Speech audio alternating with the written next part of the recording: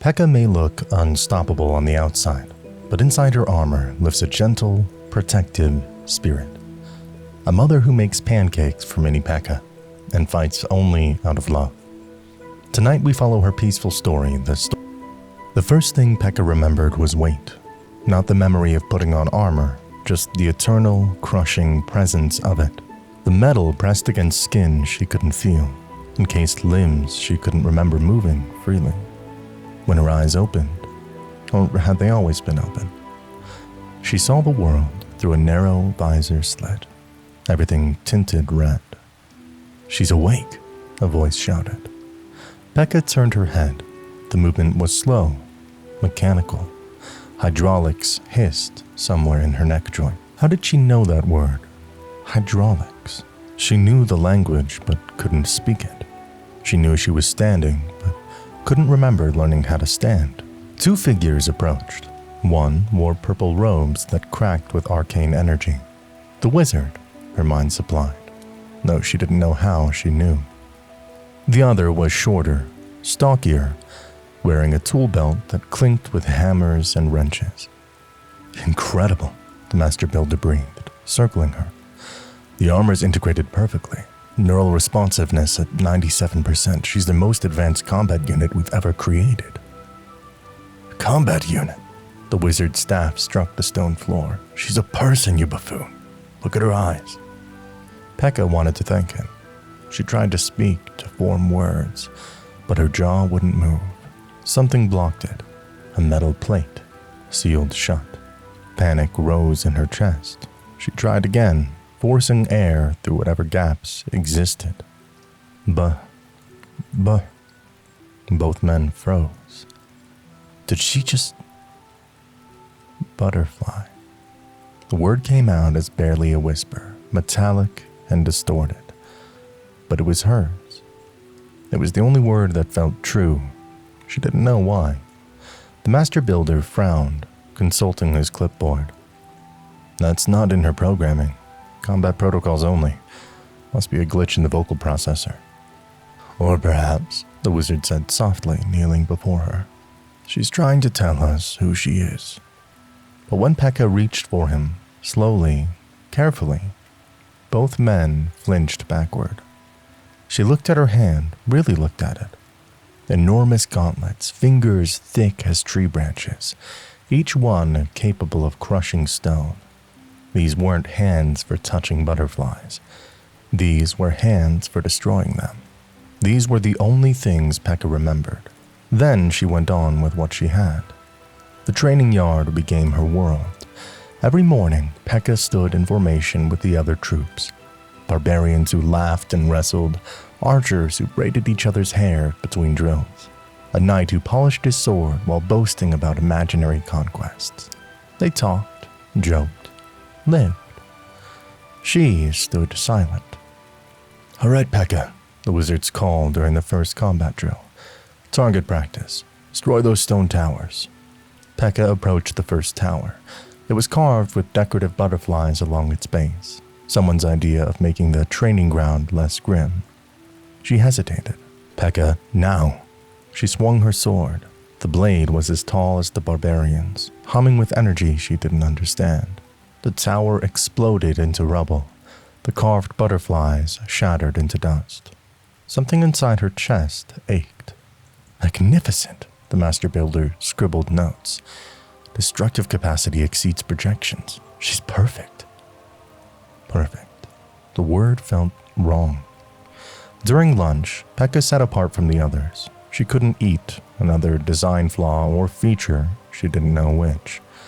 She watched the archers share bread, watched the barbarians arm wrestle over ale, watched the knight charm a group of goblins with an exaggerated story. She wanted to join them. She wanted to ask the archer with the kind eyes what the bread tasted like. She wanted to know if the barbarians' laughter felt as warm as it sounded. But when she stood and took a step toward them, their conversations died.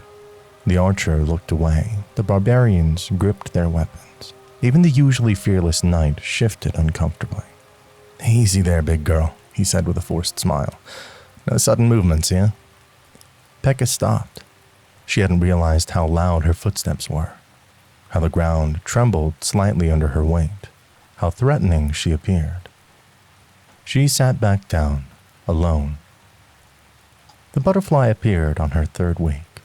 Pekka was practicing sword forms in the evening, slow, deliberate movements the wizard had taught her to channel her power responsibly.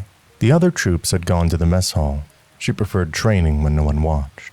That was when she saw it.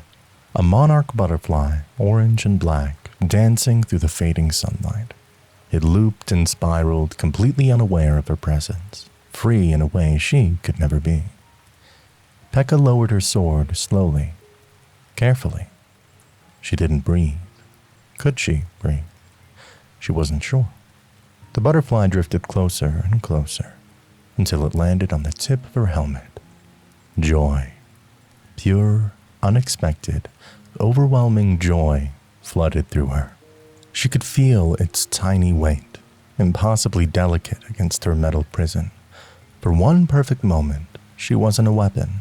She wasn't a combat unit or a glitch or something to be feared. She was someone who had a butterfly land on her helmet. Pekka, the wizard's voice shattered the moment. The butterfly took flight, vanishing into the purple dusk. Pekka spun too quickly, desperate to point, to share, to make him understand what had just happened. But all the wizard saw was a massive armored warrior turning suddenly toward him, sword still in hand. He stepped back, staff raised defensively. Pekka froze. She slowly, carefully laid down her sword. She pointed to her helmet, then to the sky, trying to mime the butterfly. What are you trying to say? Butterfly. The word came out mangled by her vocal processor, sad and small. The wizard's defensive posture relaxed, but his expression shifted to something worse than fear. Pity.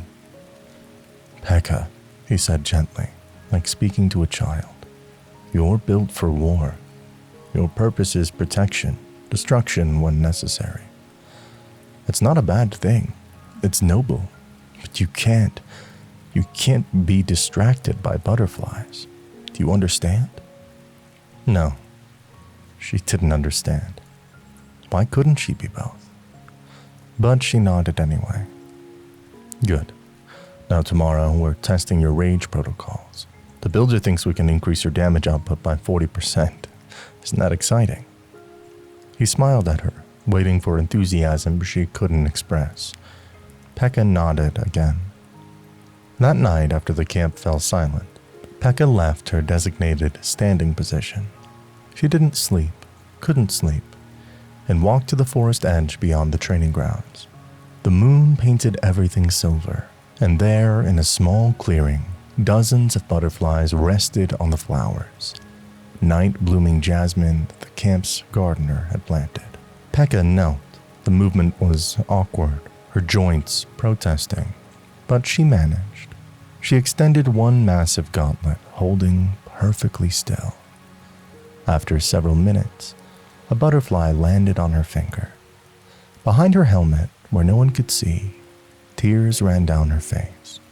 She didn't know she could still cry, didn't know there was enough human left inside the armor for tears. But here, alone in the moonlight, she let herself feel it all. The loneliness, the fear, the crushing awareness that everyone only saw her armor, never her. She was expected to be strong, silent, unfeeling. A weapon that didn't care about butterflies. So she would be. She would wear the mask they needed her to wear. The one made of metal and expectations and fear. But here, in secret moments, stolen between training drills and combat protocols, she would remember. She was more than what they made her. She was someone who loved butterflies, even if she could never tell anyone. Even if she had to hide it forever. The butterfly's wings opened and closed on her finger, soft as a heartbeat. Butterfly, she whispered into the darkness. The only word that felt like her own. The knight's laughter carried across the training yard like a challenge. Make way for the tin can, he shouted. his polished armor gleaming in the morning sun. "Careful, lads, if she steps on you, you'll be flatter than a goblin under a giant's boot." The barbarians roared with laughter. Even some of the archers giggled behind their hands. Pekka kept walking, her heavy footsteps steady, deliberate. She'd learned in the past weeks that reacting only made it worse. The knight had arrived a month after her awakening, a decorated warrior from the king's personal guard, assigned to elevate the quality of their battalion. He was everything Pekka wasn't: charismatic, eloquent, quick. His sword moved like lightning, while hers moved like a falling tree, and he never let her forget it. "Tell me, Pekka," the knight called out, falling into step beside her, though he had to take 3 strides for every one of hers. "Do you dream, or do you just power down, like a torch running out of oil?" Pekka didn't respond. Couldn't respond, really. Her vocabulary remained limited to fragments and whispers. The master builder had promised to fix her vocal processor, but that was weeks ago. Nothing, not even a beep. The knight tapped his sword against her arm plating. The metallic ting made several troops look over. "See, completely empty inside, just gears and sadness." More laughter. Pekka recognized the archer with the kind eyes among those laughing, the one she'd wanted to talk to. That hurt worse than the knight's words. She reached her training position and stood still, waiting for the wizard's instruction. The knight circled her like a predator. "You know what I think?" he said loudly enough for everyone to hear. "I think the builder made a mistake. All that metal, all that power, and for what? She moves like she's walking through mud. She can't even talk. My sword could dance circles around her before she'd finish one swing." The Valkyrie, sharpening her axe nearby, looked up with a frown, but said nothing. "Maybe," the knight continued, "we should melt her down, use the metal for something useful, like a statue of me." He grinned at his own joke. Pekka's gauntlets tightened imperceptibly. Inside her helmet, her jaw clenched, or tried to, against the metal restraint. She thought of last night, of the butterfly that had landed on her sword during her secret vigil. How careful she'd been not to move, not to frighten it. The knight only saw a weapon that moved too slowly. "What's wrong, Pekka?" The knight leaned closer, his voice dropping to a mock whisper that still carried. "Did I hurt your feeling? Oh, wait. You don't have any." "That's enough." The wizard's voice cut through the morning air. He stood at the training ground entrance, staff in hand, his expression dark. "Knight, you're here to train, not to harass your fellow soldiers." The knight straightened, all innocence. "Harass? Sir Wizard, I'm merely trying to communicate with our mechanical friend here. Not my fault she's poor company." "Take your position now." The knight sauntered away, but not before whispering as he passed Pekka, "Robotic freak." The bullying continued for weeks. Slow-motion Sally during speed drills, scrap heap during strategy sessions. Once, the knight arranged for a bucket of oil to spill in her path, then mocked her for needing maintenance when her joints stiffened. The other troops' reactions evolved. At first, some laughed, and they grew uncomfortable, but no one intervened. The Valkyrie watched with increasing displeasure, but the social hierarchy was clear. The knight was popular, respected, connected to the king. Pekka was an experiment, a thing, expendable. It was easier to stay silent. Pekka absorbed it all. She'd been taught to control her power, to never lose composure. The wizard's words echoed constantly. "You're strong enough to destroy this entire camp. That's why control matters more than anything." So she controlled herself until the challenge. It happened during the monthly combat assessment. The king himself attended, observing from a decorated platform. Every troop performed their specialties. Barbarians demonstrated rage techniques. Archers hit impossible targets. The Valkyrie executed a flawless spin attack. Then came Pekka's turn. She approached the reinforced test dummy, raised her sword, and struck with precise, devastating force. The dummy exploded. The king nodded approvingly. "Impressive power," the knight called out, stepping forward uninvited. "But power without speed is useless. Your Majesty, if I may." The king gestured permission. The knight turned to Pekka, his smile as sharp as his blade. "I challenge you. A duel. Let's see if you're truly worthy of being called a warrior, or if you're just an oversized paperweight."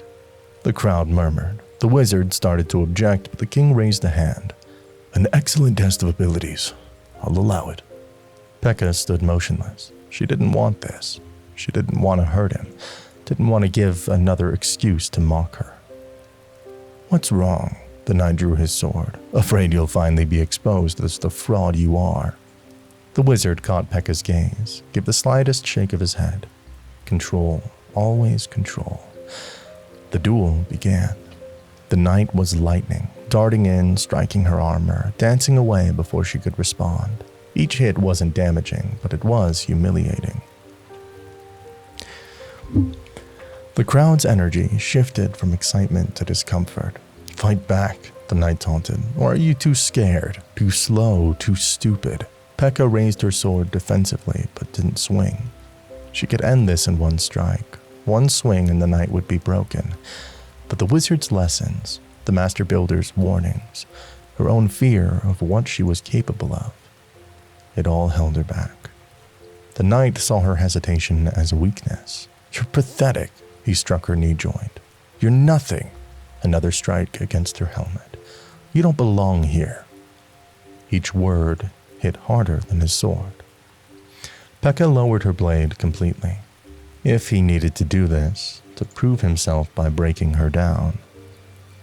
She'd endured worse. She'd endure this. But then she heard it. A small, sharp intake of breath from the crowd. The archer with the kind eyes had her hand over her mouth. Tears visible. The barbarians had stopped cheering. Even some of the king's guards looked away. The knight raised his sword for another strike, and in that moment, Pekka saw something flutter between them. A butterfly. Orange and black, impossibly fragile, drifting through the combat circle like it had wandered into the wrong world. Pekka moved not with her sword, but with her free hand. Gently, carefully, she cupped the butterfly, protecting it from the knight's descending blade. The sword clanged harmlessly against her gauntlet. The training yard fell absolutely silent. Pekka stood there, this massive warrior built for destruction, cradling a butterfly in her palm. She looked at it for a long moment, then slowly, deliberately opened her hand. The butterfly flew away, untouched, free. Pekka turned and walked off the field. Not in defeat, in choice. She chose not to fight, chose not to let him make her into the monster he wanted to see. Behind her, the knight stood alone in the circle, sword still raised, his victory ringing hollow. That evening, the Valkyrie found the knight alone, polishing his armor. "You won," she said flatly. "I did." But his voice had no triumph. "Do you feel stronger?" The knight's hand stilled on his armor.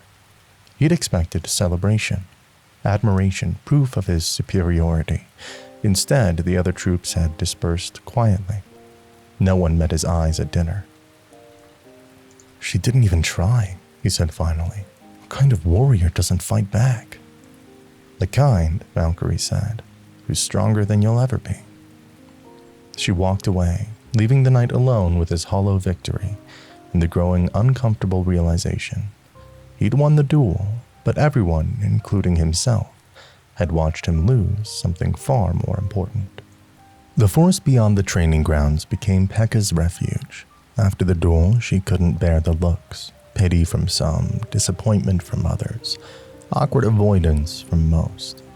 Even the wizard's gentle reassurances felt like weights.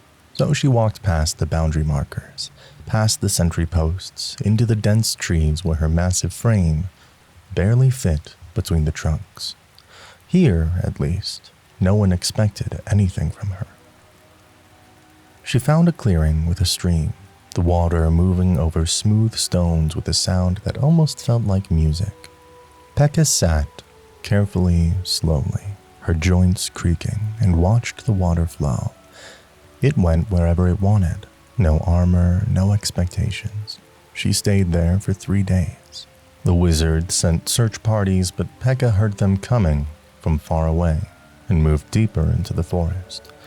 She wasn't running away forever. She just needed silence, space. A moment where she wasn't the experiment or the failure or the tin can. On the 4th day, she heard something different. Yee-haw, the sound echoed through the trees, followed by the unmistakable sound of hooves and something crashing through the underbrush with zero regard for stealth. Pekka stood, instinctively reaching for her sword. A massive hog burst into the clearing, eyes wild, tusks gleaming. On its back sat the hog rider, all muscle and enthusiasm, his hammer resting on his shoulder, his grin visible even through his mohawk. The hog skidded to a stop at the stream's edge, sending up a spray of mud. The rider spotted Pekka and waved like they were old friends. "There you are. Been looking for you, big lady." Pekka tensed. She didn't want to be found, didn't want whatever speech she'd been sent to deliver about duty or returning to camp or... "Nice spot." Hog rider dismounted, patting his hog's flank. "Real peaceful. Mind if we join you? My boy here needs water, and honestly I need a break from all that drama back at camp." He didn't wait for an answer, not that Pekka could give one. He simply led his hog to the stream and let it drink, then plopped down on a fallen log with a satisfied sigh. Man, that night guy won't shut up about his victory. You'd think he'd slayed a dragon or something. Just keeps polishing that sword and waiting for someone to ask him about it. Hog rider pulled out some dried meat and started eating. Nobody's asking though. Funny how that works. Pekka remained standing, unsure of what to do. Was he here to bring her back? Mock her like the night had? "You gonna stand there all day or are you gonna sit? You're making me nervous, all tall and lumen-like." Slowly, Pekka sat. The ground shook slightly under her weight. "There we go." The hog rider offered her some dried meat, then remembered. "Oh, right, you don't, sorry." He pulled his hand back without embarrassment, just acceptance. "More for me, then." They sat in silence, but unlike the silence in camp, heavy with judgment and discomfort, this felt different, easier. Hog rider's hog finished drinking and wandered over to root around in the dirt. Hog rider watched it with obvious affection. Had him since he was a piglet, he said to no one in particular, or maybe to Pekka. He didn't seem to differentiate. "Everyone said I was crazy. Hogs are for eating, not riding. But I saw something in him, you know? And he saw something in me too, I guess. Now look at us. Best team in the arena." Pekka watched the hog. It was massive, scarred, probably terrifying to most people. But the way it leaned into Hog Rider's touch, the gentle huffing sounds it made, it was just an animal that wanted affection. She understood that. "You know what nobody tells you about being a warrior?" Hog Rider continued, still watching his hog. "It's lonely. Everyone sees the hammer, the battles, the victory. No one sees you sitting in your tent at night, wondering if this is all there is. If you're more than just what you do in the arena." Pekka's head turned slightly toward him. "Yeah, even me. Shocking, right?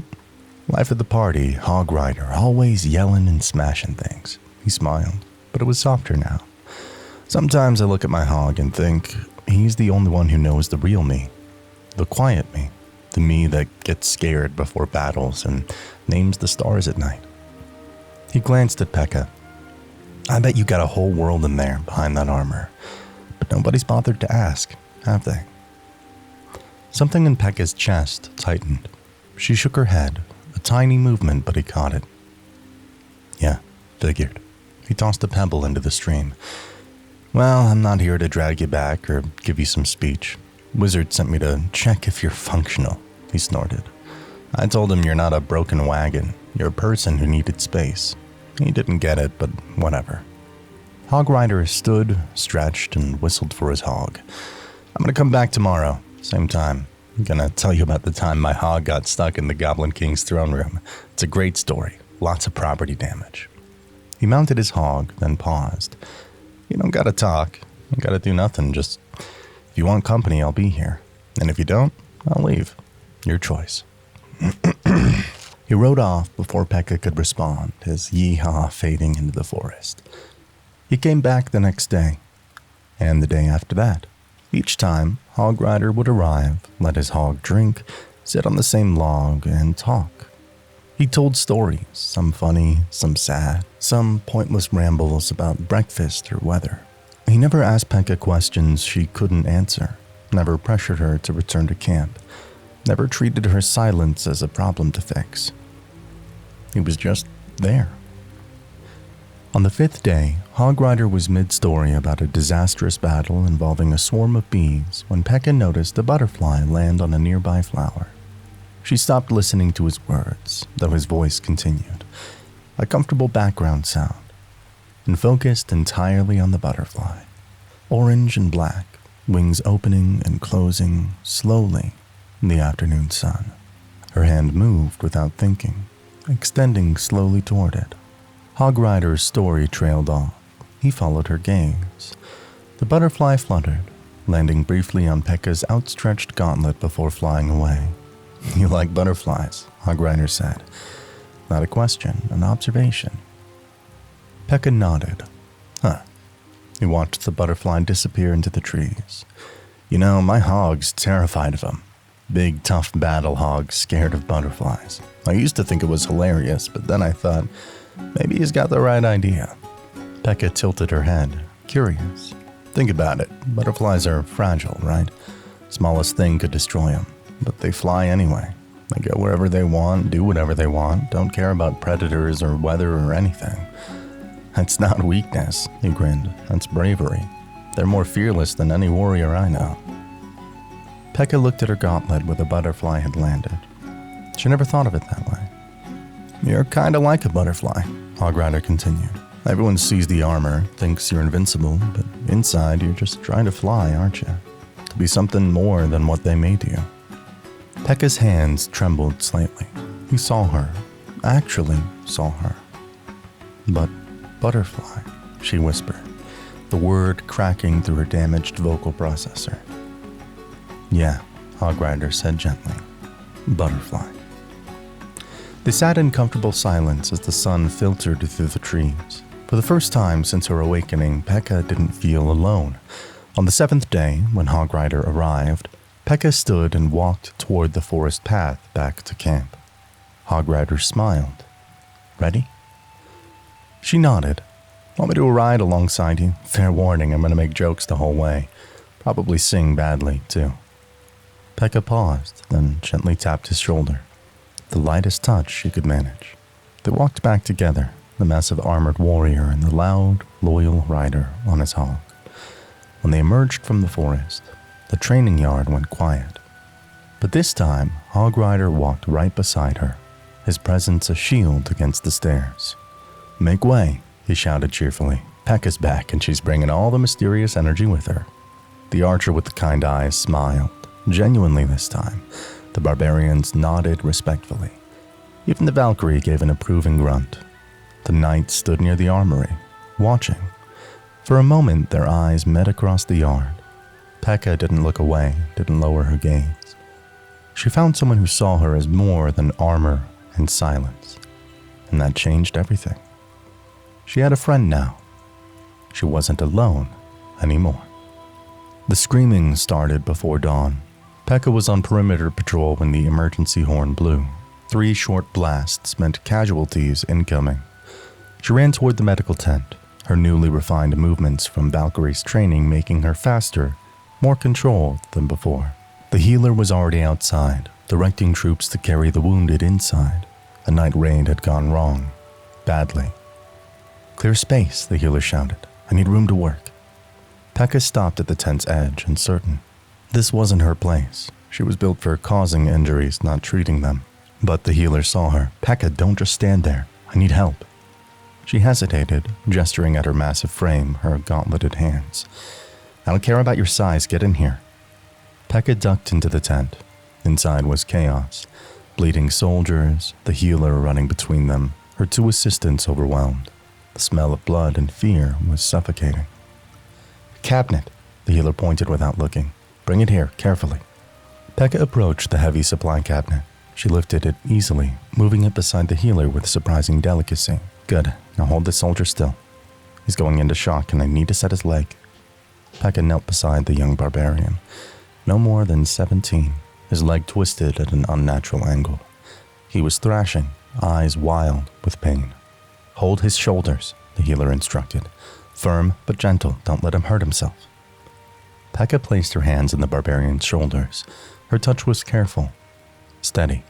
The young soldier looked up at her through tears, seeing her massive armored form looming over her. She expected fear. Instead, something in him calmed. Her solidity, her unwavering presence. It was an anchor in his pain.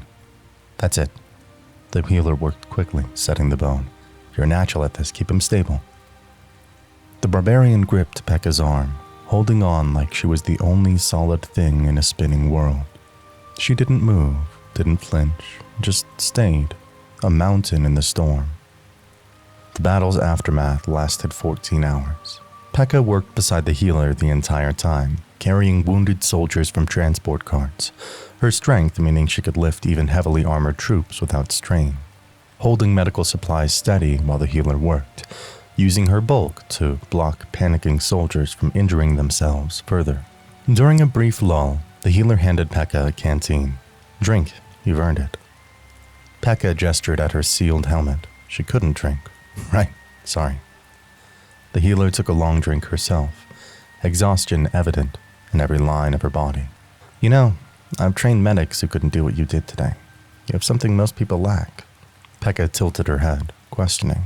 Steadiness, calm. While everything's in chaos, you're still. It's not just useful in combat, it's invaluable in healing, she smiled. Would you consider helping regularly? I'm always short-handed. Pekka pointed at herself, then mimicked breaking things. You think you're only good at destruction, the healer shook her head. I watched you hold that barbarian, saw you carefully move supply crates. Strength isn't just for breaking things, Pekka, it's for holding things too. The words settled into Pekka like seeds in soil. Over the following weeks, Pekka split her time between combat training and the medical tent. The healer taught her basic field medicine, how to identify severe bleeding, how to stabilize fractures, how to recognize shock. Pekka couldn't perform delicate surgery, but she could do everything that required strength, stability, or steady hands. She carried wounded soldiers from battlefields, her armor protecting her from enemy fire while she evacuated casualties. She helped panicking troops still during painful procedures. She organized medical supplies with methodical precision. You're better organized than my assistants, the healer commented one day, watching Pekka arrange bandages by size and type. Have you always been this orderly? Pekka shook her head. She just never had the opportunity to show it. Everyone saw the sword, the armor, the destruction. Nobody asked if she could create order instead of chaos. One evening, a young archer was brought in, barely 16, her first real battle. She'd taken an arrow to the shoulder and was hysterical with pain and fear. I can't breathe, it hurts. The healer assessed the wound quickly. Not life-threatening, but I need to remove the arrow. It's gonna hurt. The archer's panic escalated. She fought against the assistants trying to hold her, making the situation more dangerous. Pekka, the healer said calmly, can you help? Pekka approached. The archer saw her and froze. This massive armored warrior, the terror of the battlefields. But Pekka knelt slowly, making herself smaller, less threatening. She extended one hand, palm up. An offering, not a demand. The archer stared at the scarred, circuit-traced hand. After a moment, she placed her trembling hand in Pekka's. Pekka squeezed gently, warm, steady, and present. With her other hand, she touched her chest plate over her heart, then pointed to the archer. I understand. I know fear. You're not alone. Look at her, the healer said softly to the archer. Just focus on her. Don't look at me. Don't look at the wound, just her. The archer locked eyes with Pekka's glowing gaze through the helmet's visor. Pekka didn't look away, didn't move, just held her hand and stayed. The healer removed the arrow. The archer screamed but didn't thrash, Pekka's presence anchoring her through the worst of it. Afterward, the archer collapsed against Pekka's armored chest, sobbing. Pekka wrapped her arms around the girl gently, a shield made of care instead of violence. "Thank you," the archer whispered. "You made me feel safe. I didn't know you could do that." Neither did I, Pekka thought. That night, Pekka found Valkyrie in the training yard. Her mentor looked up from weapon maintenance. "I heard you've been spending time in the medical tent. Some warriors think it's beneath you, that healing's a weakness." Pekka rode in the dirt, her movements more confident now. "I can heal too, not just destroy. I have value beyond violence." Valkyrie read the words, then looked at Pekka with something like pride. "Yes, you do. You always did. You just needed to discover it for yourself." The archer said I made her feel safe. "And how did that make you feel?" Pekka hesitated, then wrote, "Like I matter, like I'm more than a weapon, like I can be good."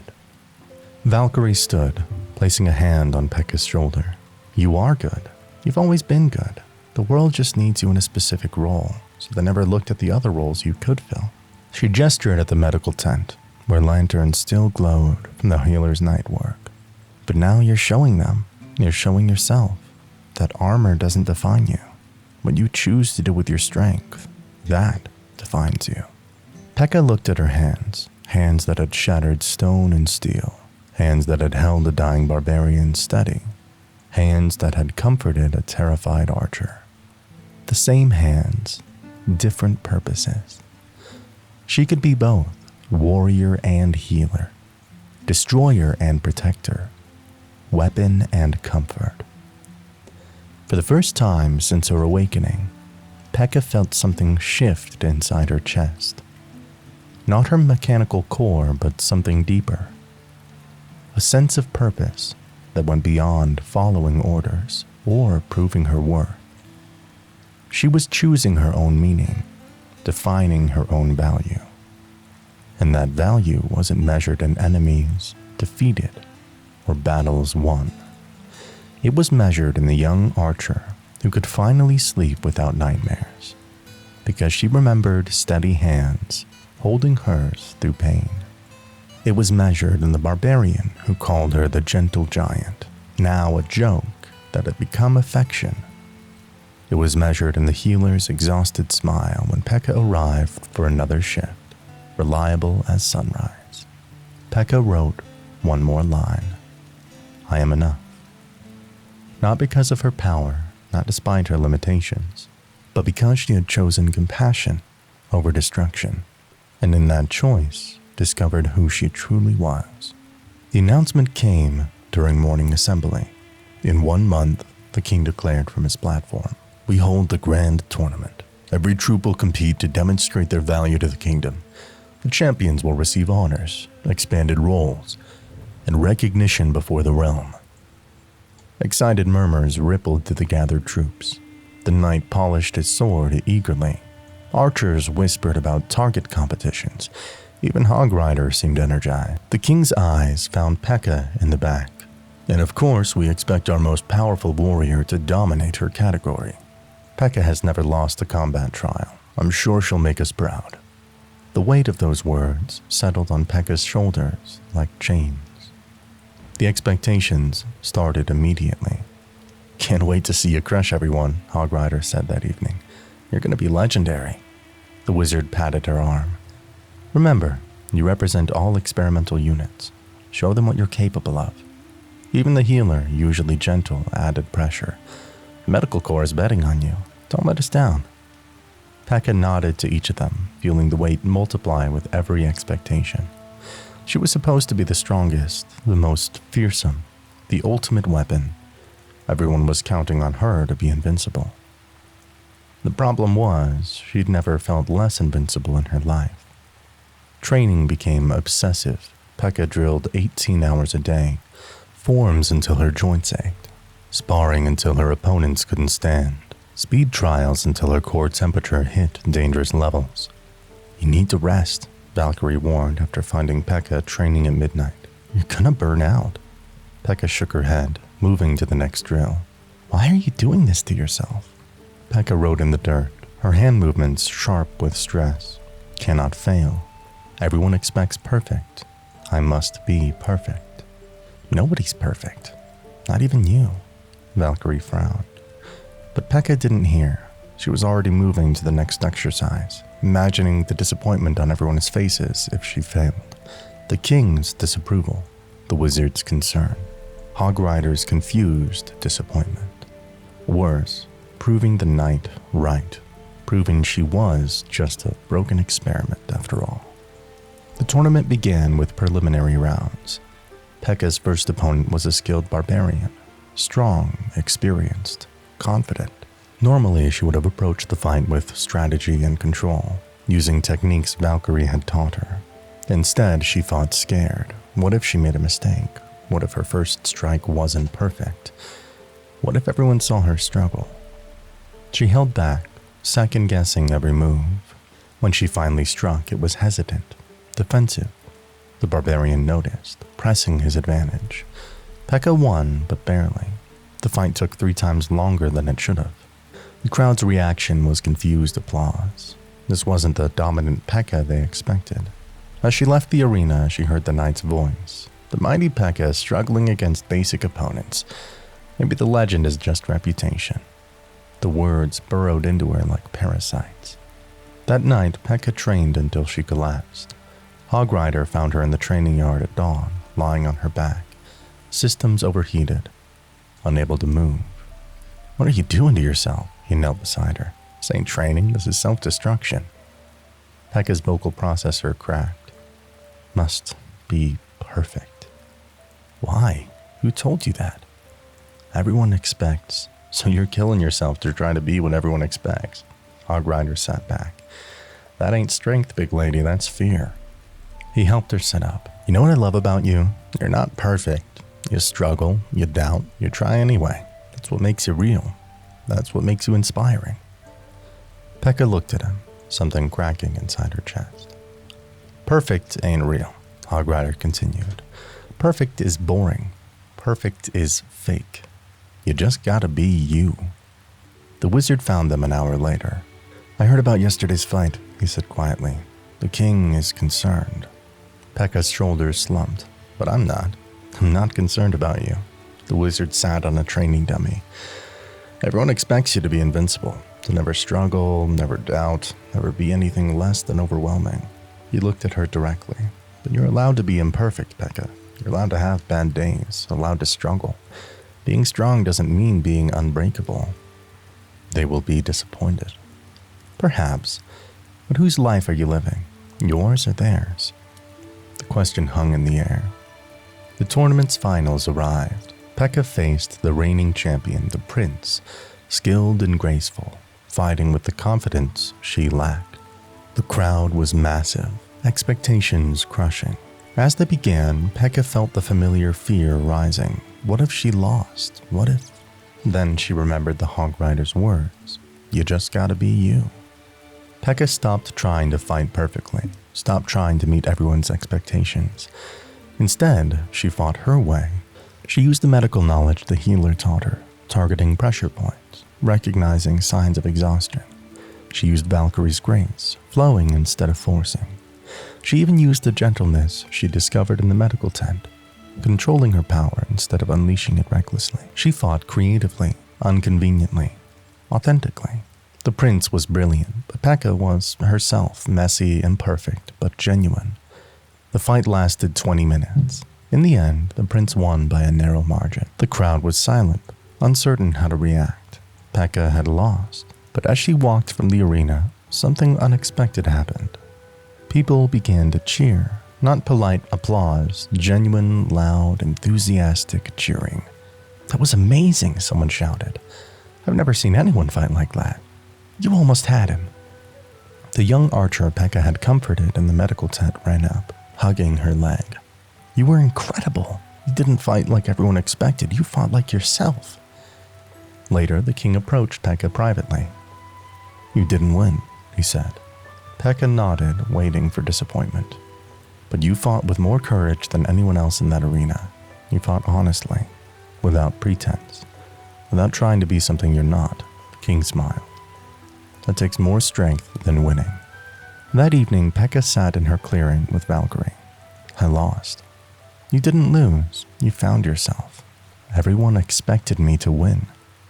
And you showed them something better, that being real matters more than being perfect. Pekka looked at her reflection in the stream. For the first time, she didn't see a weapon that had to prove its worth. She didn't see a warrior who had to be invincible. She saw someone who fought honestly, who had been imperfect and survived, who would let go of others' expectations and found her own truth. She wrote, "I am enough, imperfect and enough." Valkyrie smiled. "Yes, you are." And in the falling light, with butterflies dancing around the clearing, Pekka finally believed it. The Mega Knight arrived like a thunderstorm, loud, flashy, impossible to ignore. He descended from a dropship with a ground-shaking leap that cracked the courtyard stones, his polished armor gleaming, his landing so dramatic that even the birds scattered. Troops gathered instantly, drawn by spectacle. "Greetings," Mega Knight's voice boomed through his helmet speakers. "I'm honored to join your ranks. Together we shall be unstoppable." Charismatic, confident, everything Pekka wasn't. Within days, Mega Knight became the camp favorite. He told elaborate stories in the mess hall, troops hanging on every word. He demonstrated combat techniques with theatrical flair. He remembered everyone's names, asked about their families, made them laugh. Even Hog Riders seemed impressed. That Mega Knight's something else. Never seen someone fit in so fast. Pekka watched from the edges, a familiar isolation creeping back. She'd spent years earning small pieces of acceptance. Her medical work, her tournament fight, her quiet presence. Mega Knight achieved more acceptance in 3 days than she had in 3 years. The jealousy started small, when Mega Knight complimented the healer's work, and the healer blushed with pleasure. Pekka felt something twist in her chest. The healer had never blushed at Pekka's assistant. When Mega Knight sparred with Valkyrie and she praised his technique, calling it refreshingly creative, Pekka remembered how long it had taken to earn even a nod of approval from her mentor. When troops chose Mega Knight for their mission teams over her, explaining he's more versatile in tight spaces, Pekka felt the old familiar worthlessness returning. She tried to ignore it, tried to be happy for him. But the poison spread. The breaking point came during a joint operation, a rescue mission, hostages held in a collapsed building with narrow corridors. Pekka volunteered immediately. The wizard hesitated. "The spaces are extremely tight. Your frame might cause more structural damage." "I can go," Mega Knight offered, compact enough to navigate, strong enough to clear debris. The wizard nodded. "Mega Knight leads this one." Pekka stood frozen as the team assembled around Mega Knight, Hog Rider, Valkyrie, 3 archers, all people she'd fought beside for years, now following someone else. Mega Knight noticed her. "Pekka, you're not coming?" She shook her head stiffly. "Too bad. Could use her strength." But he was already turning away, focused on the mission brief. Could use your strength. Like she was just a tool he might borrow if convenient. They left. Pekka remained behind with the reserve troops, the injured, the inexperienced, the unnecessary. The mission succeeded perfectly. Mega Knight returned to cheers, having saved all 6 hostages without a single casualty. That night, Pekka didn't go to the celebration. She went to the forest clearing and sat alone in the dark. She stopped training with others, stopped helping in the medical tent, stopped joining meal times. When Hog Rider found her 3 days later, she was sitting in her quarters, motionless, staring at nothing. "Everyone's asking about you." Pekka didn't respond. "Talk to me. What's going on?" She finally wrote, her movements sharp and angry. "I'm obsolete. He is better, faster, stronger, liked. I am nothing now." Hog Rider read the words, understanding, dawning. "You're jealous." Pekka's hands clenched into fists. Yes, the ugly truth. "Listen," but Pekka was already writing again. "Years to earn acceptance. He got it in days. Not fair. I fought so hard. Doesn't matter." So because he's successful, you're a failure? Hogrider's voice was gentle but firm. That's not how it works. Pekka turned away. Valkyrie came next, less gentle. You're poisoning yourself, she said bluntly. I've seen this before, warriors who measure their worth against others. It destroyed them. Pekka wrote, he has everything I wanted. He has things you don't, you have things he doesn't. His success doesn't erase yours. Feels like it does. Valkyrie sat beside her. When my sisters died and I survived, I was consumed by guilt. Why them? Why not me? What made me special? I measured my worth against their absence and found myself lacking every time. She looked at Pekka, but their deaths didn't diminish my life. Their value didn't cancel mine. There's room in this world for both of us, for all of us. I am jealous. I know, that's human, but you can't let it consume you. That evening, Pekka made a decision. She found Mega Knight in the training yard practicing his signature jump slam. She approached and he stopped, surprised. Pekka, haven't seen you around. Everything okay? She wrote in the dirt slowly. You are skilled. I was jealous.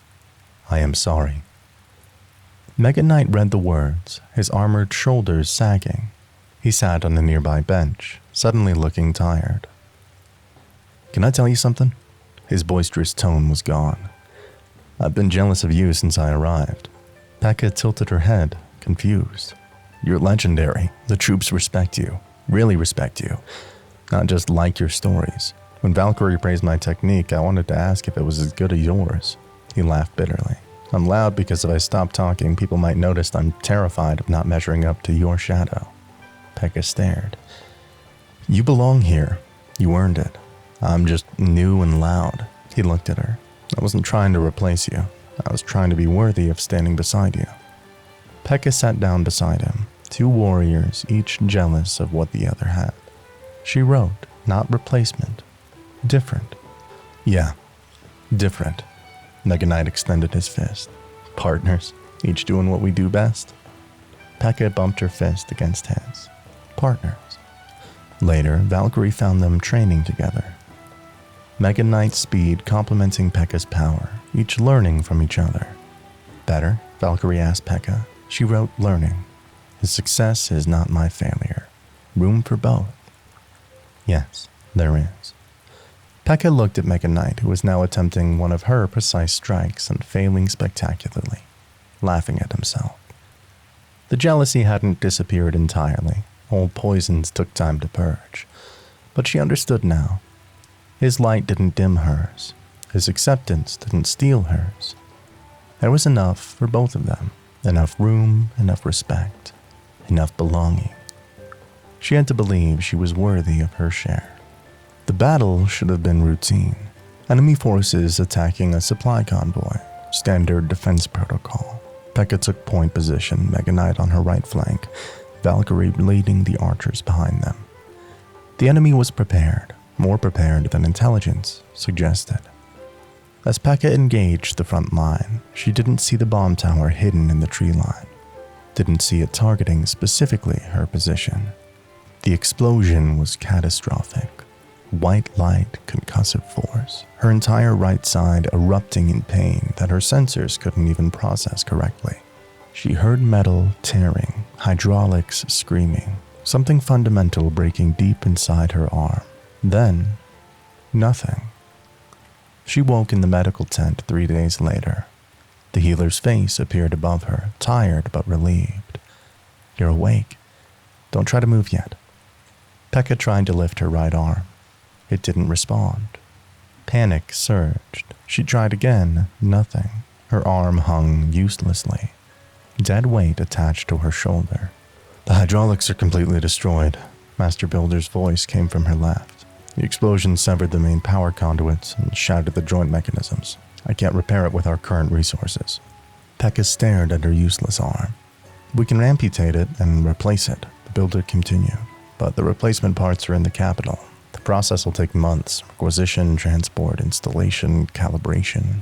Months. She'd be disabled for months. We'll manage, the healer said gently. You'll adapt. But Pekka barely heard her. She was staring at her right arm, her dominant arm, the one she'd ridden with, fought with, healed with. Gone. Functionally gone. The first week was hell. Simple tasks became impossible. She couldn't write easily, her left hand was clumsy, unpracticed. Communication became even more difficult than before. She couldn't balance her sword properly, couldn't carry supplies with her usual efficiency. She tried to help in the medical tent, dropped a crate of bandages. The crash echoed like mockery. "It's okay," the healer said. "You're adjusting." But it wasn't okay. Pekka was supposed to be strong, useful. Now she was just broken. She stopped going to the medical tent, stopped training, sat in her quarters staring at the useless metal limb hanging from her shoulder. If she couldn't be a warrior, couldn't be helpful, what was she? Hog Rider refused to accept her withdrawal. He showed up every morning, dragging her to the training yard despite her resistance. "You still got one good arm, don't you?" Pekka gestured at her useless right side. "So, I got a buddy who lost his leg, fights better now than before, because he stopped relying on what he had and learned to use what was left." He tossed her a practice sword. "One-armed combat, let's go." The training was humiliating at first. Pekka's balance was wrong. Her strikes lacked power. She stumbled, compensating for weight distribution she'd never had to think about before. But Hog Rider was patient. Relentless, but patient. "Stop trying to fight like you used to. You ain't that fighter anymore. Figure out who you are now." The healer approached her differently. "Your right arm is gone for now, but the left can still help." She placed medical supplies in front of Pekka. "Organize these, one-handed. Take your time." It took Pekka 3 times longer than before. Her left hand fumbled, dropped things, struggled with fine motor control. But slowly, painfully, she sorted the supplies. "Good," the healer said. "Now do it again and again, till this hand learns what the other knew." Pekka wanted to quit, wanted to rage against the unfairness, but the healer's quiet faith kept her trying. Valkyrie's approach was the hardest. "You think you're useless now," she said bluntly during a training session. "You think being damaged makes you worthless." Pekka looked away. "I lost my sisters, lost the people who defined who I was. I thought I was nothing without them." Valkyrie moved to Pekka's line of sight. "But strength isn't in limbs or weapons, or even people. It's in will, choosing to continue when everything says to stop." She handed Pekka her sword. "You're not the warrior you were, so become a different warrior. Better, maybe. Definitely more interesting." Weeks passed. Slowly, impossibly, Pekka adapted. Her left hand learned to write, still clumsy but legible. She developed new combat techniques that used her weight and remaining strength differently. She learned to carry supplies by modifying her approach, using her body instead of just her arms. She was slower, different, but functional. The turning point came during a small raid. Enemy goblins attacked the eastern gate. Pekka responded instinctively, forgetting her disability. She fought one-armed, using her bulk as a shield, her working arm for precise strikes, her damaged arm as an improvised battering ram. She wasn't graceful, wasn't overwhelming, but she won. When she returned, troops were staring, not with pity, but with something else. The young archer she'd once comforted approaches. "That was incredible. You didn't let it stop you." Mega Knight nodded. "I watched your fight. Different style, but effective. Maybe more effective. You're more strategic now, less reliant on brute force." That evening, Pekka sat with Valkyrie in the clearing. "I'm not what I was." "No. You're what you chose to become. Still broken. We're all broken. The question is what we build from the pieces." Pekka looked at her damaged arms, then at her working hand. She'd defined herself by strength for so long. Now she'd learned something harder. Resilience. She wrote with her left hand, the letters uneven but clear. "I'm not my arm. I am my choices. I choose to continue." Valkyrie smiled. "There it is. That's the warrior I know." 2 months later, when the replacement arm finally arrived, Pekka surprised everyone. You don't seem excited, the master builder said, preparing for installation. Pekka wrote, grateful, but I learned something. What? I don't need it to be whole. Already whole. ARM just makes things easier. The builder stared, then laughed. You know what? You're right. You're more whole now than when I first built you. When the surgery was complete and her new arm activated, Pekka flexed both hands, testing the restored function. But she didn't forget what she learned with one arm. Didn't forget the adaptation, the struggle, the discovery that she was more than the sum of her parts. She'd been broken, she'd adapted, she'd survived. And in surviving, she'd learned the truth. Wholeness wasn't about being undamaged. It was about refusing to let damage define you. The new arm worked perfectly. Too perfectly, perhaps. Within days of installation, Pekka returned to full combat capability. The master builder was proud. The troops were relieved. Everything went back to normal, except Pekka couldn't maintain her armor alone anymore. The replacement arm had different requirements. New lubricants, specialized calibration, weekly inspections. Tasks she'd performed independently for years now required the builder's assistance. Just stop by every few days, he said. Simple adjustments, won't take long. But asking for help felt like admitting defeat. The problem started small, a misaligned shoulder joint that Pekka tried to fix herself, making it worse. A coolant leak she attempted to patch, creating pressure issues. Her new arm's calibration drifting because she skipped the weekly checks. She told no one, just compensated, adjusted, pulled through. During training, Valkyrie noticed her favoring her left side again. Is the new arm malfunctioning? Pekka shook her head, moving to the next drill. Pekka, if something's wrong. But Pekka was already walking away. The healer noticed during a medical supply delivery. Pekka struggled with a simple crate, her new arm's grip inconsistent. A box slipped, medical supplies scattering. Your calibration's off, the healer said immediately. When's the last time you saw the builder? Pekka wrote, busy. He's never too busy for maintenance. Let me send for him. No. The force of the word stopped the healer. Why not? Pekka didn't answer, gathering the spilled supplies with clumsy movements. It came to a head during a routine patrol. Pekka's shoulder joint locked mid-stride. She stumbled, her massive frame crashing into a supply cart. The collapse was spectacular, metal screaming, goods scattering. Pekka unable to rise because her leg servos were now also malfunctioning from the cascade of failure. Hog Rider found her there, struggling futilely to stand. How long has it been this bad? Pekka wouldn't meet his eyes. How long? She held up 3 fingers. 3 weeks. 3 weeks. And you didn't tell anyone? He knelt beside her. Why? She wrote in the dirt with her working hand. Asking for help means I'm weak. Should be able to fix myself. Burden to others. Hog Rider read the words, something like sadness crossing his face. Oh, big lady, that's not how it works. The wizard was called. With the builder's help, they got Pekka to the workshop. The builder's assessment was grim. 3 weeks of neglect. The new arms affected your entire system, balance protocols, power distribution, even your core temperature regulation. He looked at her. You could have damaged yourself permanently. Why didn't you come to me? Pekka stared at the wall. She thinks needing help makes her weak, Hog Rider said quietly. The wizard sighed, pulling up a chair. Pekka, look at me. She did reluctantly. Do you think I'm weak? She shook her head. I study every day, learn from books, from other wizards, from my own failures. I ask questions constantly, seek guidance. He leaned forward. Asking for help isn't weakness, it's wisdom. Knowing you don't have to carry everything alone. I survived with one arm. I should be able to handle this. Surviving and thriving are different things, the wizard said. You survived with one arm. That was brave. But now you're refusing help when it's available. And that's not bravery, that's pride.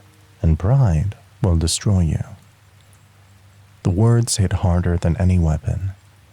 The repairs took hours. While Builder worked, Hog Rider stayed, telling stories to fill the silence. About times he'd needed help, his hog getting stuck and requiring the animal healer's expertise, getting lost during a mission and having to ask a farmer for directions, breaking his arm and needing to be fed by others for weeks. Most embarrassing time of my life, he said. Couldn't even wipe my own. Well, you get it. I had to let others do everything, he grinned. But you know what? The guys who helped me, they never thought less of me. They just helped, because that's what people do. Pekka absorbed this. The healer visited during final calibrations. I need to tell you something, she said. When I started as a healer, I tried to do everything myself. Thought asking for help meant I couldn't handle the responsibility. She sat beside Pekka. I nearly killed a patient because I was too proud to admit I didn't know a procedure. Another healer had to intervene. She met Pekka's gaze. That day I learned medicine isn't about being the smartest or most capable. It's about getting the patient the best care, even if that means admitting you need help. Pride has no place when lives are at stake. My life? Yes, your life. You matter, Pekka. Asking for help to stay functional isn't weakness, it's self-care. It's acknowledging you're valuable enough to maintain properly. Valkyrie came last, after the repairs were complete. I heard what happened. Pekka looked away, ashamed. Stop. Valkyrie's voice was firm. After my sisters died, I refused help. Refused to grieve with others, to train with partners, to accept any support. I thought it made me strong, the lone warrior. She sat on the workbench. It made me empty, brittle. I was so afraid of appearing weak that I became actually weak, isolated, unsupported. One bad day from breaking completely. She looked at Pekka. You know what real strength looks like? Sitting in this chair, letting people help you, admitting you can't do everything alone. That's vulnerability, and vulnerability is terrifying, but it's also what connects us. Scared to need people. I know, but we all need people. It's not a flaw, it's being alive. The next morning, Pekka went to Master Builder voluntarily. Weekly calibration? The builder smiled. Of course, every 7 days, like clockwork, we'll get you set up. At the medical tent, she wrote to the healer. Can you help with feeding protocol? Sometimes difficult. Absolutely. I've been meaning to adjust it anyway. During training, when Mega Knight noticed her struggling with a new technique, need a hand? Pekka hesitated, old pride rising. Then she nodded. Yes, please. Mega Knight helped her adjust her stance. There. Better? It was better. That evening, in the clearing, Pekka wrote in her journal, a practice the wizard had suggested. Asked for help today, 5 times. Still standing, still strong. Maybe stronger. She looked at her hands, both working now because she'd let others help maintain them. She thought about the medical tent running smoothly because she'd asked the healer for feeding assistance. Training improving because she'd accepted Mega Knight's guidance. Asking hadn't diminished her. It had expanded her. She wasn't carrying the weight alone anymore. And somehow that didn't make her weaker. It made her held, supported, connected, human. The announcement came during the morning briefing. New security protocols, the king's advisor declared, reading from a scroll. All experimental units, Pekka class, electro troops, and inferno constructs would be restricted from command positions, unsupervised operations, and access to strategic planning sessions. The courtyard went quiet. Pekka stood among the troops, processing the words, restricted experimental units. After years of proving herself, they were drawing lines around what she could be. That's for everyone's safety, the advisor continued. These units, while valuable, have unpredictable behavioral patterns. Until we can guarantee safety. That's discrimination, Valkyrie interrupted, her voice cutting across the yard. It's prudent policy, the advisor replied coldly. The king has spoken. Pekka felt the stares, some sympathetic, some relieved, some carefully neutral. The knight smirked from the back row. She walked away before anyone could see her hands shaking. The policy took effect immediately. Pekka was removed from strategy meetings she'd attended for months. Her patrol routes were shortened, supervised. When she tried to help organize supply distribution work she'd done reliably, a junior officer stopped her. Sorry, you're not authorized for logistics anymore. New rules. Pekka stared at the supplies she'd been organizing for years. Now she couldn't be trusted with bandages and rations. In the medical tent, the healer was furious. This is absurd. You're one of the most reliable assistants I have. But policy was policy. For 3 days, Pekka said nothing. She accepted the restrictions, stayed in her designated areas, followed new rules designed to contain her. Hogrider found her sitting alone in her quarters on the 4th day. You're just gonna take this? Pekka wrote. What can I do? Fight back. Tell them it's wrong. I'm just a weapon. Weapons do not get votes. That's exactly the thinking that lets them do this. Hogrider slammed his fist against the wall. You're not a weapon, you're a person, and people get to speak up when they're being treated unfairly. Pekka looked at her hands, hands that had destroyed, healed, written, created. Hands that the kingdom saw only as potential threats. They will not listen. Maybe not, but you never know if you don't try. Valkyrie came that evening with a proposition. I'm writing a formal protest to the King's Council, documenting your contributions, your reliability, your years of service. She placed the parchment and ink before Pekka. But it needs to come from you, your voice, your words. Pekka stared at the blank parchment. Cannot write that much. Well, we'll help. You tell us what to say, we'll write it down. But the words need to be yours. The wizard entered, followed by the healer, then Hogrider.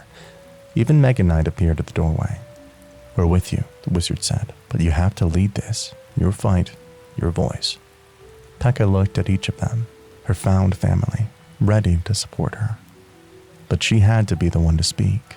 Writing the statement took 2 days. Pekka would write a sentence in the dirt.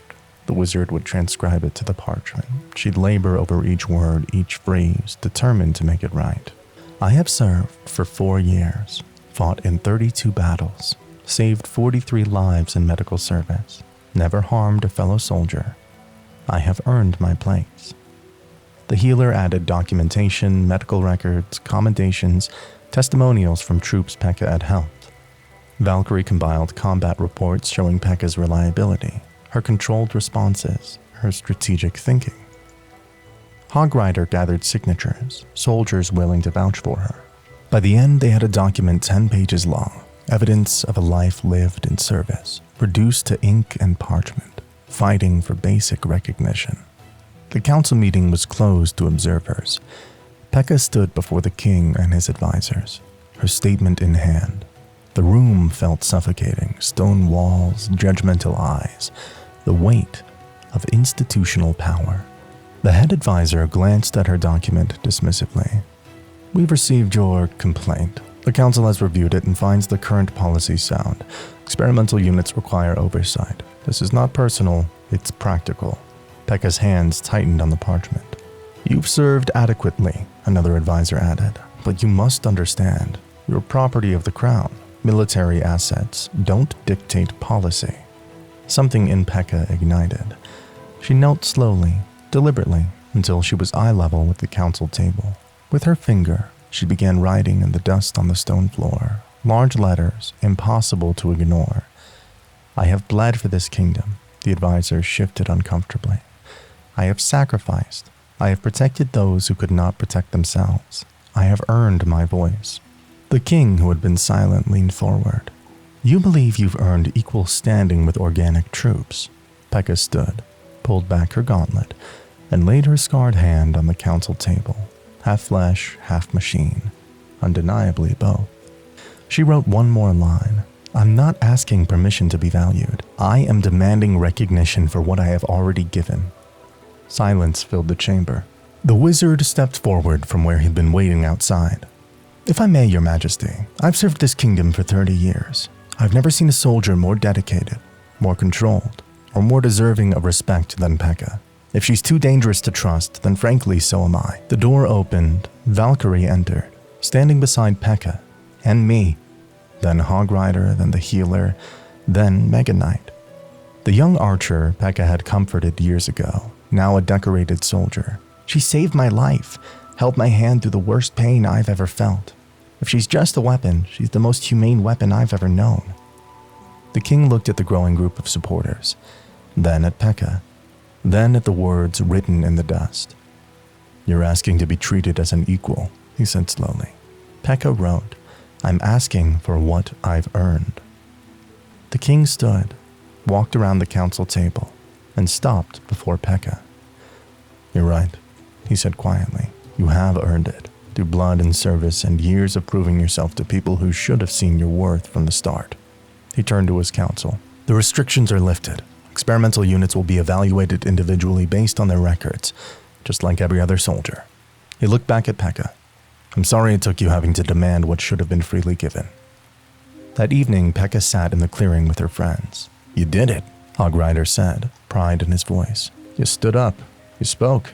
"I was terrified." "Being brave doesn't mean not being scared," Valkyrie said. "It means being scared and speaking anyway." Pekka looked at her hands, the ones that had written words that changed policy, that demanded recognition, that refused to accept silence as safety. She'd spent so long believing her voice didn't matter. Today, she'd learned, silence wasn't protection. It was erasure. And she refused to be erased. 5 years had passed since Pekka first awakened in the builder's workshop. She stood now in the war room, not as an outsider, but as a tactical advisor. The king spread maps across the table, discussing defensive positions. Pekka pointed to a vulnerable flank, writing suggestions that the commanders actually read and implemented. She'd fought in 70 battles, saved over 100 lives in medical service, trained a generation of troops who no longer saw her as frightening, but as formidable. She'd earned her place, but earning wasn't the same as choosing. The letter arrived on a quiet morning. Official seal, careful script. An invitation, not an order, but an offer. Commander Pekka, in recognition of your exemplary service, the king hereby offers you command of the 1st Experimental Division, a new elite unit composed of advanced combat constructs. You would lead from the capital, shaping military policy and training protocols for all future experimental troops. The position comes with full command authority and strategic oversight, and a place in the King's Inner Council. Your response is requested within 30 days. Everything she'd once wanted, validation from the system that created her, proof that she was more than a weapon, recognition, power, purpose. The wizard found her reading it for the 10th time. "Congratulations, it's an incredible honor." Pekka nodded slowly. "You don't seem excited." She wrote, "It's everything I fought for. But something feels wrong."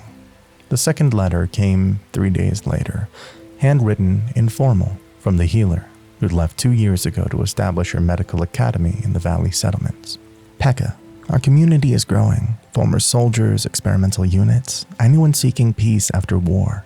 We're building something different here, not an army, but a home.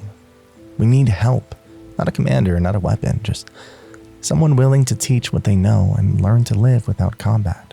There's a small cottage by the stream. It has a garden, butterflies everywhere. No pressure, but you'd be welcome. H." Pekka sat in the clearing, 2 letters in her hands, 2 futures. One was validation, the other was peace. One proved her worth to the world, the other let her define worth for herself. Hogrider found her there at sunset. "Heard about the commander position. Big deal." "Yes." "Gonna take it?" Pekka gestured at both letters, conflicted. Hogrider read them, then sat beside her. "So what's the problem? One's prestige, other's retirement. Seems clear." "Spent years proving I am more than weapon.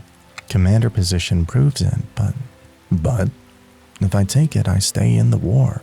Still defined by combat, just different rank." Hogrider nodded slowly. "Yeah, you'd be leading the fight instead of fighting it, but it's still the fight."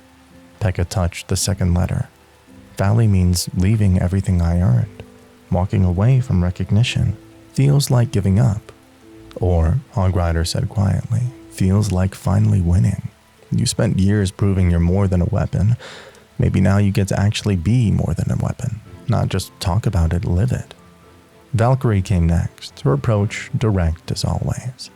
The commander position would make history. 1st experimental unit in military leadership. You'd change everything for those who come after you. Pekka nodded. She thought about that constantly. But you'd also be in the capital. Politics, bureaucracy, more time managing than living. Valkyrie sat on the log. I turned down 3 promotions before I finally understood something. Titles don't define you. Choices do. You have no regrets? Oh, I have regrets, but none of them are about choosing life over legacy. She looked at Pekka. What do you actually want? Not what you think you should want. What does your core tell you when everything else is quiet? Pekka closed her eyes, listened to her core. That hybrid heart that was never either fully machine or fully organic, but entirely hers.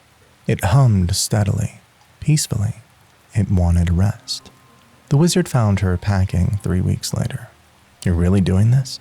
Pekka nodded, carefully placing her few possessions in a travel sack. The carved butterfly arrows from Orion, the medical journals from the healer, sketches from troops she'd helped. I spent my life proving I was more than a weapon. Now I choose to be more than a warrior. The king will be disappointed. I know, but I'm not living for the king. I am living for me. The wizard smiled, something like pride in his eyes. That's the wisest thing you've ever said. The farewell gathering filled the courtyard. Troops Pekka had trained, healed, protected. They came with gifts, stories, gratitude. The young archer, now a captain herself, presented Pekka with a banner painted with butterflies. You taught me strength doesn't mean invincibility. It means choosing vulnerability, asking for help, standing up when it matters. The archer hugged Pekka's leg. Thank you for showing us what being human really means. Mega Knight stepped forward. You could have stayed jealous of me. Could have let competition destroy our friendship. Instead, you chose growth. He saluted. You're the best warrior I've known. Not because of your sword, but because of your heart. The healer traveled back for the occasion. You held my hand when I was broken. Let me help you heal. Showed me that strength and gentleness aren't opposites. She pressed a small package into Pekka's hand. Seeds for your garden. Hog Rider was last, his usual bravado replaced by genuine emotion. You were my first real friend here. Taught me that the quietest people often have the most to say. He grinned through tears. Gonna miss you, big lady. Pekka wanted to speak, to tell them what they'd meant to her, but words, even written ones, felt inadequate for this. Instead, she did something she'd never done publicly. She reached up and removed her helmet completely. The crowd gasped, her face, scarred, circuit traced, neither fully human nor machine, was revealed in afternoon sunlight. Tears ran down her cheeks, catching light like crystals.